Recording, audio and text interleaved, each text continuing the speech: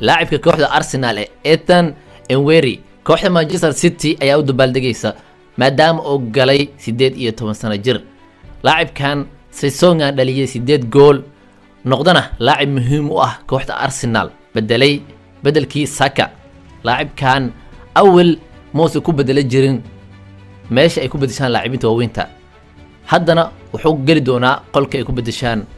laacibiinta waaweyn maadaama uu da'yaray markaas lama ogoleen oo shuruucda ma siinayn laacibkan ognahay 2 sano iyo bar ka hor asagoo 15 sano jir ah soo galay Premier League sidoo kale noqday da'yarkii ugu yaraa abid ee Premier League ka ciyaara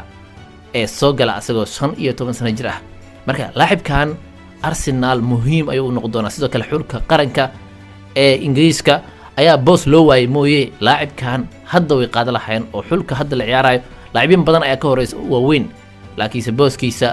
sanado kadib waa loo baahan doonaa oo laacibka wuxuu noqon doonaa laacib muhiim ah sida Saka oo kale